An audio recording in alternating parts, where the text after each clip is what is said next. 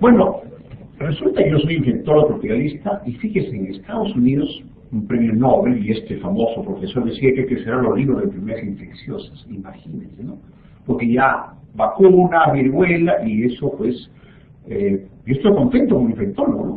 Que hay enfermedades emergentes y reemergentes, pero fíjese cómo se pensaba ya en la década del 70 que esto iba a desaparecer, felizmente no ha desaparecido, y obviamente vamos a hablar en esos minutos del chikungunya, pero antes de hablar sobre esta enfermedad importante, los conceptos tienen que quedar claros.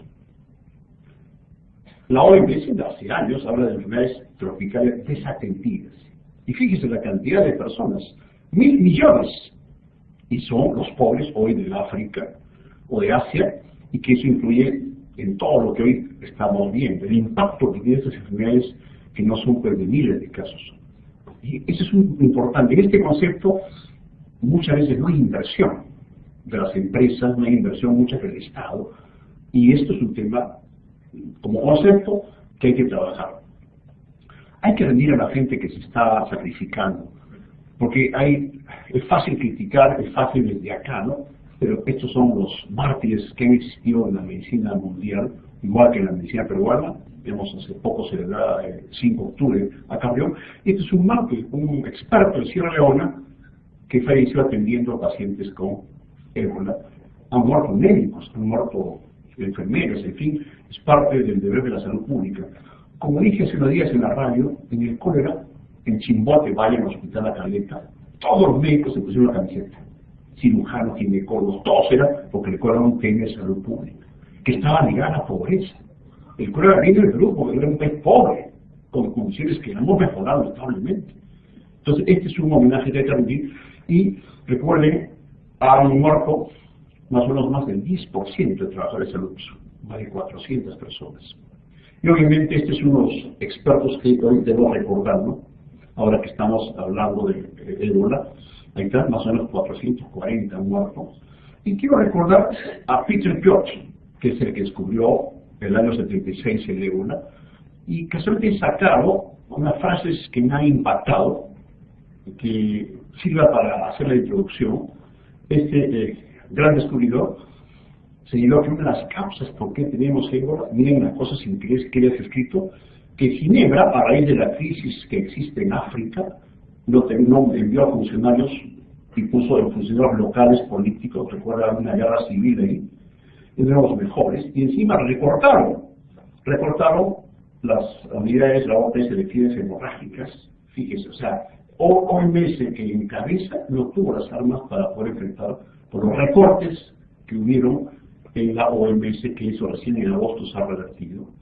Y obviamente la causa del brote nuestro es, por eso cuando dicen, fue llegar al Perú, lo veo difícil, guerras, pobreza, falta de médicos, o sea, se ha juntado todo para este tremendo brote. Miren, según el informe, en Liberia había solo 51 médicos, y muchos incluso murieron, como el anterior que hemos comentado en Sierra Leona.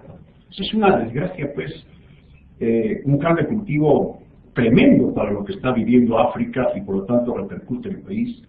Y dijo Peter Piot, esto no es una epidemia más, es una catástrofe humanitaria. Lo ha hecho un experto mundial y al final dice, ¿no? Hoy en día sigue sucediendo lo mismo, eso es muy deprimente, pero también me proporciona una fuerte motivación a hacer algo. Amo la vida, linda frase. Es por eso que estoy haciendo todo lo posible para convencer a los poderosos de este mundo para que finalmente envíen ayuda suficiente a África Central ahora mismo. Lo ha escrito. Fíjense, un líder, premio Nobel, hoy reclama ayuda al mundo porque África es un continente que realmente nos debe preocupar. El otro concepto, cuando hablamos de enfermedades emergentes, transmisibles, han visto las desatendidas, es recordar a los viejos maestros. Hubo tres grandes padres de la patología, Aschoff, Virchow y Rokitansky. Virchow era un opositor a Koch, pero un hombre científico del padre de la histología, de la teoría celular. Y él también, mira lo que escribió, ¿no? Los temas de salud son sociales. Lo dijo, hoy hay que reivindicar a Virchow, un gran científico alemán, que decía que las causas son dentro de su ser genética. Lo que decía el doctor Yanda, ¿no? No es cuestión de tratar las causas, la prevención, los factores que no son clínicos. Y cuando hay epidemias, recuerdo mucho el VIH. Yo, siendo residente, tuve la suerte de diagnosticar el primer caso de VIH. Y recuerdo, no nos creyeron en medicina. Y después llegaron a tropicales más casos. Y fíjese, cuando llegó los pacientes con SIDA, nadie quería atender. Los trabajadores hacían huelga. Pedían guantes, colchones, máscaras, ¿no? Era así por la ignorancia y muchos hacíamos lo que es la mínima bioseguridad. Lo hemos vivido, como obviamente están viviendo en otros continentes, pero era la ignorancia muchas veces.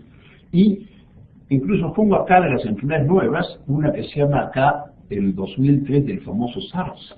Fíjense en eso también era una nueva, en que decíamos expertos que iba a llegar a América por los pájaros, iban a morir 180 millones.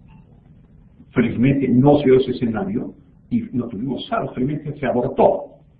Pero fíjense, el mundo se puso en una alerta peor que el ébola, porque eran las aves que podían llevar. Y así ha pasado con muchas epidemias que vamos a pasar. Hantavirus, ya lo comentó el doctor Llanos, había en América, comenzó en Estados Unidos, un país rico, y ya tienen hantavirus, igual que Canadá, igual que Chile. Y ya tenemos el Perú. Porque es así, ya los mosquitos o los vectores no tienen pasaporte, ¿no? Y en la frontera esos chilenos, argentinos, ellos no, ellos son vectores, son recibidores, ¿no? Y eso los debe a no sintomáticos. Eso nos dieron en estas zonas endémicas, sí, pero también puede romperse los paradigmas que siempre nos han enseñado. El Persal famoso, y acá también murió un gran hombre que es bueno que ustedes lo recuerdan, Urbani, un italiano que trabajó en Vietnam. ¿Qué cosa hizo en Vietnam? Dijo cuarentena. Y en Vietnam dijeron cuarentena, había un partido y el sistema de eso se cumple. Y se cumplió y él murió con SARS. Es bueno que recuerden estos hombres de la salud pública.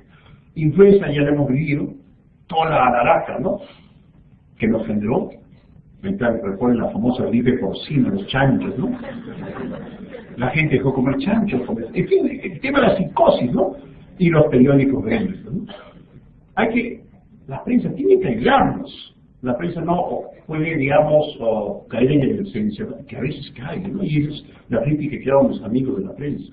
Fíjense, ¿no? 20 muertos, gripe maldita, ya mató 20. Ahora nadie se acuerda, si uno ya nadie se vacuna, ¿no? Es así, o sea, eso creo que es el mensaje. Inclusive ahorita, en el ébola, aterradora cifra, dice una periodista, y obviamente cuando uno ve los periódicos, ¿no? Nos asusta muchas veces y la población se asusta. Ahora, ¿por qué se causan todas estas enfermedades viejas y nuevas?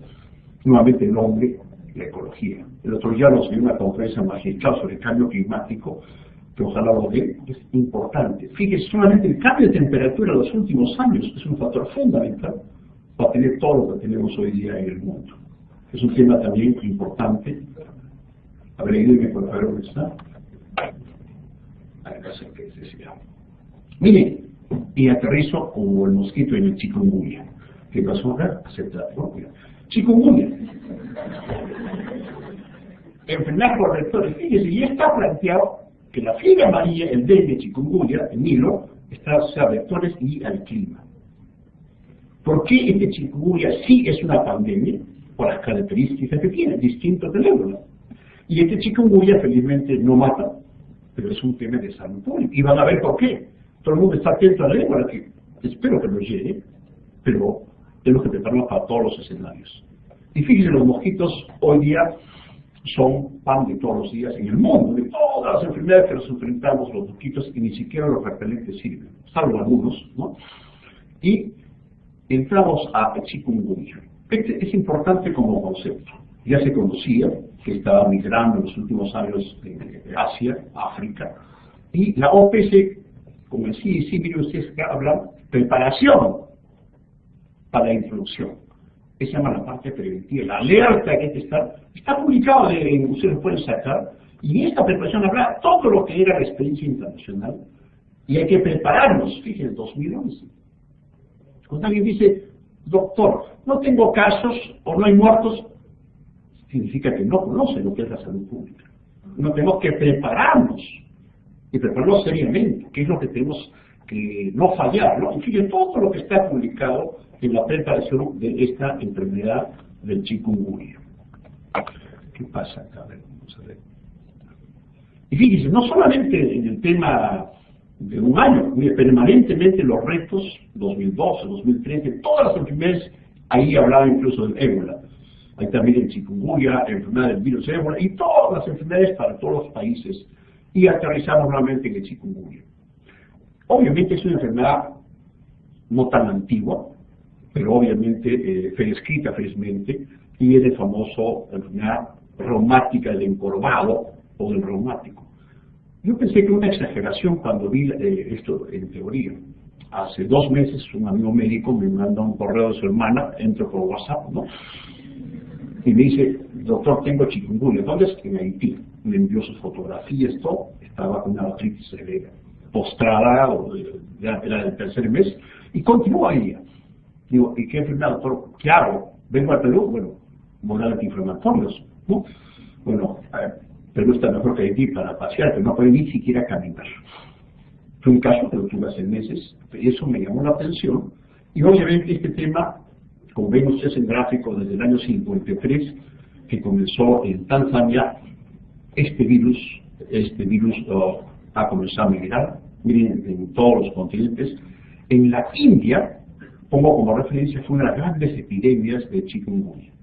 Y obviamente, no solo en la India, muchos países y continentes comenzaron pues y se alertó, ¿no? Y fíjese, ya se dice, en 2004, el impacto sobre la salud pública. No muertos, sino en el trabajo. Mucha gente dejó de trabajar, dejó de asistir por las tremendas secuelas agudas, agudas y crónicas. Y esos son millones que han sido afectados, y eso afecta. Y comenzaron a seguir África, Asia, India. Casualmente en la India más o menos 1,5 millones. Y en ese continente hubo muertes asociadas a chikungunya. Pocas es cierto que hubo muertes en grupos de riesgo. O sea, hablamos de una enfermedad de fácil diseminación que afecta a millones o a miles, y eso se está viendo incluso en América. Vamos a ver acá. Y igual que en las otras enfermedades transmisibles, teníamos que estar alertas. Son alertas que el Perú tiene la obligación de acatar. Esto no es un tema que yo acato, no acato, es parte de la obligación internacional sanitaria mundial, y felizmente se hizo, y ya la OPS habló de que esto entró a América por las islas del Caribe y estaba dispersando, como ustedes ven en las noticias. Inicialmente eran 700.000 casos y 113 muertos. Después, hay cada isla del Caribe y llegó al país más pobre, Haití. Y lo contagió a la República Dominicana, por eso no hay pasaporte a los mosquitos, y en República Dominicana afectó numerosos pacientes. Eso revela el Haití, los numerosos casos, o la República Dominicana, en gran parte de la República Dominicana, y esto ha sido creciendo. Y pongo esta foto. Yo fui hace unos 2 semanas a Paraguay en nombre de la Academia Peruana de Medicina, y le encuentro a este profesor de la República Dominicana así caminando. Chico, ¿qué te pasa? Yo, ¿no? Estaba así, ¿no? Así. El chico, doctor. Le dio su chikungunya en junio, fíjese el hombre, con edema, con su artritis. Él dice, esto es doloroso, profesor, dice, ¿no? Y en su servicio el 30% fue afectado entre médicos, enfermeras, y mucha gente fue afectada. Miren todas las secuelas que presentó este profesor, un académico de República Dominicana. Y los países que también han pasado la experiencia negativa del dengue, como Argentina, recuerden, en Argentina decían que no tenemos dengue, y les vino un dengue tremendo a Buenos Aires, porque se creía en el primer mundo, ¿no? Y ahora ellos ya saben que las esferas tropicales les van a afectar. Y fíjense, han hecho una alerta muy bonita, es un manual que lo saqué, donde obviamente ellos han analizado las experiencias de América y del mundo, y ponen este concepto que he sacado, que es bien importante, que se calcula que el 30% de individuos afectados hacen secuelas, la forma subaguda o la forma crónica, incluso artritis destructiva, no solamente dolores articulares, sino hasta destrucción. Y eso es un tema que preocupa, y obviamente hay que prepararse. Igual Colombia ha hecho su plan nacional, igual que el Perú, y miren Venezuela, con toda la crisis que tiene, ya Venezuela está instalado, ¿no? Y obviamente Ellos están alertando, porque ellos tienen la zona tropical, inclusive habla ya de 10 estados que están padeciendo esta enfermedad. Igual Ecuador se está preparando, Brasil ya tiene en Bahía, incluso un equipo peruano fue vía Bahía, creo que fue el Vallejo. Ojalá que no haya incubado el chikungunya. Felizmente ganaron ayer, ¿no? Felizmente ganaron ayer, pero capaz viene más adelante el chikungunya. La mortalidad, este es un reporte digamos, interesante, de inglés, pero ¿qué cosa dice este reporte? Que no solamente las secuelas que han visto, sino con tanto dolor como mi amigo el académico, comienzan a tomar antiinflamatorios, corticoides, naproxen, diclofenac, hemorragia digestiva y muerte. Está bien este reporte, o sea, no solamente el tema de calmar las molestias, no, que causaba problemas secundarios el abuso crónico de aires que son peligrosos, lo sabemos. Y fíjese un dato interesante, las causas de mortalidad en los grupos de riesgo. Esto pasó en República Dominicana, una niña murió de chikungunya. Y obviamente cualquier muerte siempre, por más pequeña que sea, siempre duele. No es el ébola, pero están viendo ejemplos. Obviamente, en la India, repito, fue donde hubo la mayor tasa de mortalidad en grupos de riesgo, pero generalmente, digamos, es raro, han visto el ejemplo de la India. Obviamente los humanos es el principal reservorio, digamos, y algunos animales pueden participar, primates o roedores, aves, digamos, en los periodos interepidémicos, es lo que se conoce. Y este es bien importante, tasa de ataque. Significa, Lima es indemne, Lima por si acaso tenemos dengue, felizmente en el Cono Norte no tenemos en Lima, pero que vaya el chikungunya a Iquitos, ahí está lleno de Aedes, no ha bajado el índice a pesar de los esfuerzos de salud pública. Es virgen esa población y fíjese, yo diría casi, miren, casi un 70% puede ser afectada. O sea, una gran mayoría de gente va a ser picada por este Aedes y dar chikungunya. Solo una minoría va a ser causas leves o autolimitados. Bien importante este concepto. Es decir, afecta a muchas personas. La tasa de ataque es bastante alta. Y la razón por qué hay que temer la chikungunya es que el Aedes tiene su Sheraton en América. Miren, son los Aedes. Ahí está, Egipto y Galopictus. Es decir, ambos transmiten el Aedes. Entonces, viene feliz acá este mosquito. Y como este cuadro de la OPS, porque uno de los problemas más serios es el tema articular, tanto en el diagnóstico agudo como en el subagudo crónico. Y eso hay que decirle al paciente qué enfermedades fue una brucelosis, podría confundir, una enfermedad reumática, pero a ver, hay muchas enfermedades que se confunden. Y obviamente el periodo de incubación es mucho más corto que el ébola. El ébola es hasta 21 días, y acá se ha calculado que es más o menos una semana, y puede ser hasta 12 días como máximo. O sea, es una enfermedad mucho más corta el periodo cuando uno viaja a la selva, en las zonas nevadas, y regresa con el chikungunya. Y obviamente, esta es una forma que me ha gustado, ¿cómo es la clasificación de la OMS? La aguda, la que es más prevalente, la subaguda a partir de los 2 a 3 meses, y después de 3 meses queda la forma crónica que puede ser incluso por meses y años. Y los síntomas agudos son como cualquier proceso infeccioso, donde hay incluso el rash que se ve en dengue, y el tema articular que es lo que predomina. Felizmente en la forma aguda no hay shock, el famoso shock, el dengue shock, que es una característica típica de muerte en el paciente con dengue. En cambio, en la forma subaguda confunden muchas patologías reumatológicas que pueden pasar, y la crónica con otras enfermedades reumatológicas. Entonces, la aguda es la que puede confundir al comienzo un dengue, una malaria, un moropuche, etc. Y vamos a analizar realmente cómo es que entendemos la clínica. Estos son reportes de lo vivido en el mundo. Es un proceso de infección, pero poliartralgias. Fíjense ustedes, hasta 100%. Mialgias. Esto lo tiene dengue, lo tiene mayaro, lo tiene una tifoidea, una leptospirosis, una barotenderosis. O sea, acá no hay signo patognomónico. Y el rash, fíjese acá, casi un 77%. En dengue se calcula 50%. O sea, también no podemos diferenciar. Y el resto, hasta conjuntivitis, eso sí, es muy interesante, que también se ve en dengue. que se den también en leptospirosis. Por eso en el momento uno, más en las zonas tropicales, cuando lleguen, Iquitos, Pucallpa, Tarapoto, va a ser difícil diagnóstico. Incluso cuando hay co-infección, peor todavía. Entonces es un proceso infeccioso donde saca el problema articular. Y miren, el rash en la cara, las artritis, la poliartritis, que lo ven, acá tienen el famoso rash, que es heterogéneo, homogéneo, y uno deja de ver la fobia. Se parece al rash del dengue. Recuerden, el dengue es islas rojas con fondo blanco. Acá también es parecido, ¿no?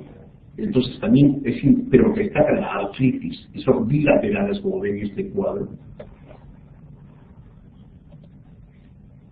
Siguen viendo en las palmas también, y en algunos niños el rash puede haber formas vesiculares que confundan herpes o otras enfermedades ampollares, que eso no vemos en dengue, y ahí está el famoso rash, y esto, como digo, afecta tronco, incluso las palmas y las manos. Vamos a ver acá.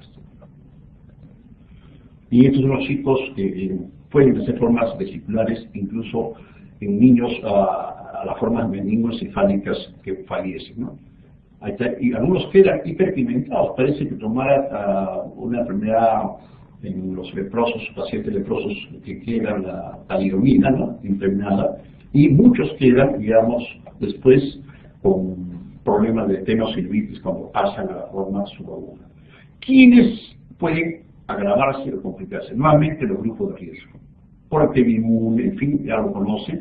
Y hay un estudio que revela que los pacientes más adultos pueden morirse y comparado a los jóvenes. Eso pasó en la India. En otros países no se ha visto en América, pero es el reporte que señalo de las complicaciones. Y felizmente para los ginecólogos no hay evidencia de transmisión fetal en el periparto, pero sí intraparto, que obviamente se puede presentar con síntomas incluso severos neurológicos y miocárdicos. Y la forma subaguda. En 2 o 3 meses el paciente continúa con el problema articular y puede abortar, quedar al 3er mes y recuperarse, pero es un tema de la famosa convalescencia que pasados 3 meses va a la forma crónica. Y esto es interesante. En los reportes del mundo se ha señalado que hay artritis destructiva semejante a artritis reumatoidea. Por eso puede ser incluso difícil en algunos casos diagnosticarlo, y por eso incluso se trata como artritis reumatoidea, con metotrexate, etcétera, etcétera. Entonces es un tema también que ya son drogas más tóxicas, ¿no? Y felizmente por la leche no se transmite. Otro hecho interesante, cuando tengamos un paciente. Y a diferencia del dengue, los estudios hechos en otros países revelan que el paciente tiene inmunidad. O sea, ya crea anticuerpos que, entre comillas, lo protegen. Lo que no sucede con el dengue. Esto es lo que se ha visto en otras partes del mundo. Veremos qué pasa en el mundo. La clínica subaguda, repito, es un trastorno ya con problemas articulares y aparecen algunos fenómenos de Raynaud, por ejemplo. Incluso la gente se deprime, tiene fatiga y debilidad. Igual que el dengue. Yo recuerdo varios amigos míos en Iquitos, recuerden el 80% de los médicos de Iquitos tuvieron dengue. Y recuerdo a la bruja y a Javier, estoy deprimido. No por la plata, no por el dengue. Entonces él se fue a África, y le gusta en África, no sé si ahora estará en esa zona, es un gran médico planetario, epidemiólogo. Es importante estos fenómenos y de las tenosynovitis. Van a ver fotos que obviamente acá se ven. Miren las tenosynovitis en manos, las bursitis, ¿no? Y los fenómenos vasculares tipo Raynaud. Pero también, como toda enfermedad infecciosa, a veces el 80% de lo que los pacientes presentan de las formas atípicas. Y acá sí es toda la medicina interna.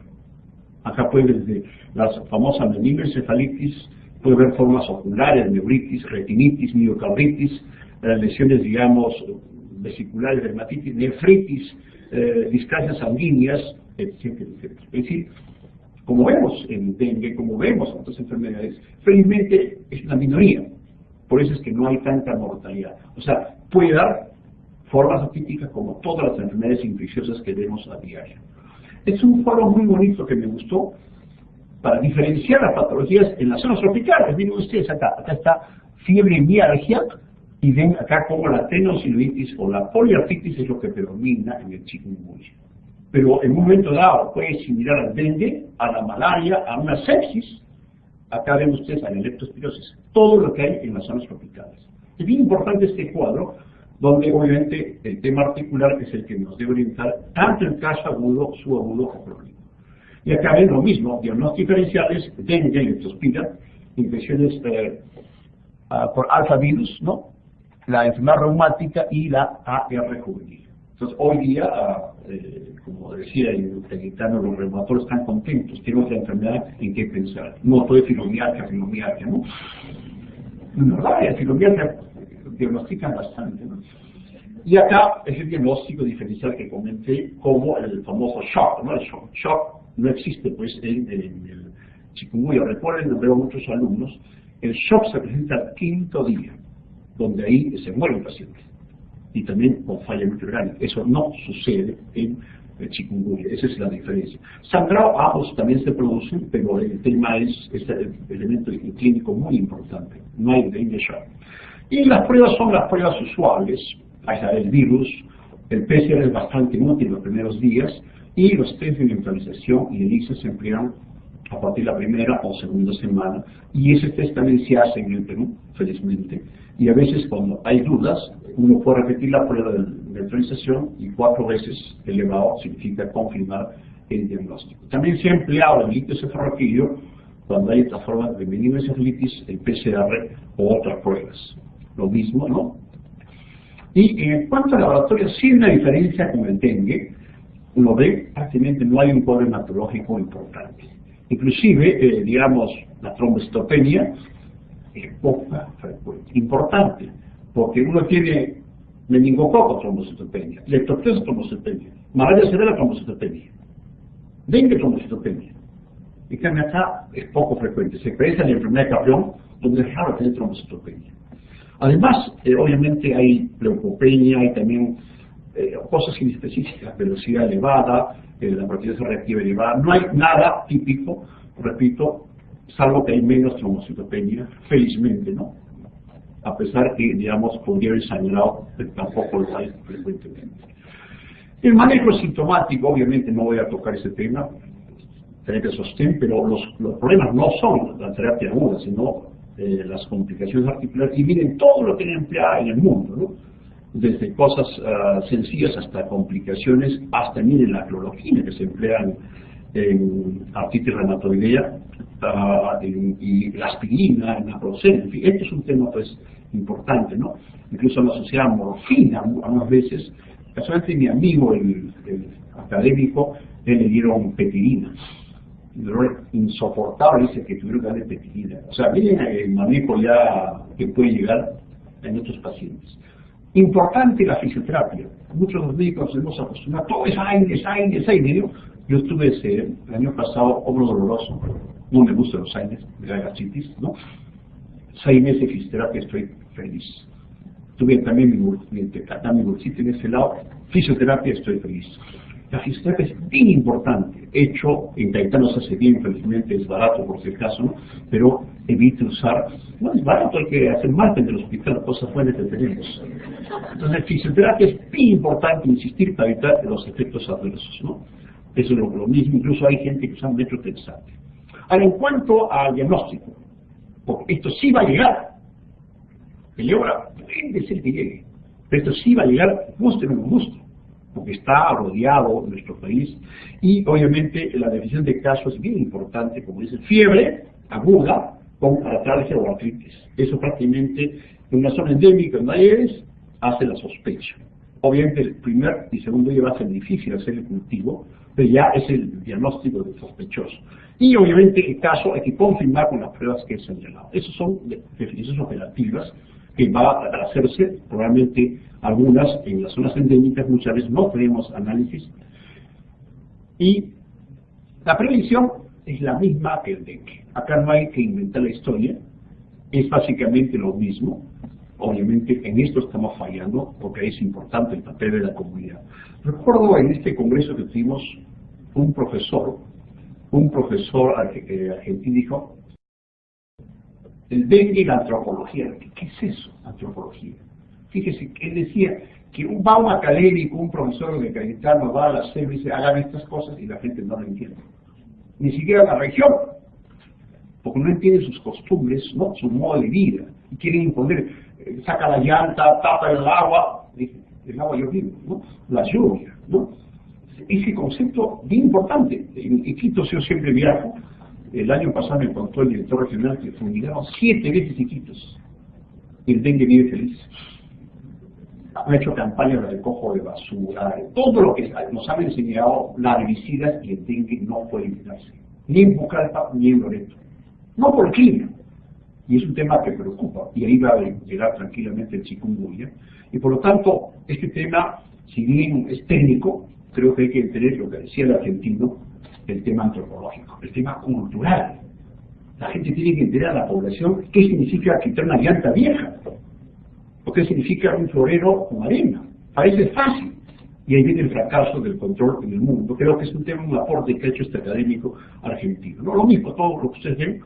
Y lamentablemente los expertos nos dicen la verdad, hay que aceptarlo, ¿no? La directora OPS ha señalado que se va a volver endémico una nueva enfermedad en América. Por eso tenemos que enfrentarlo, para que haya menos casos de chikungunya y afecte menos a la población pobre de las zonas rurales, que es lo que afecta a esta enfermedad. Obviamente el mosquito va a seguir picando, ¿no? Es un tema que guste o no guste, ¿no? Pero al doctor Lego le dio dengue, ¿no? A mí ni a Llanos ni a Botuso no está, felizmente todavía. Y la parte preventiva es muy importante. Fíjense, esto es de República Dominicana, Jornada Nacional, le están desalojando la EBS. ¿Por qué? Dice, si la ciudadanía no toma conciencia, tendremos asilo por los problemas reumáticos, ¿no? Asilo, ¿no?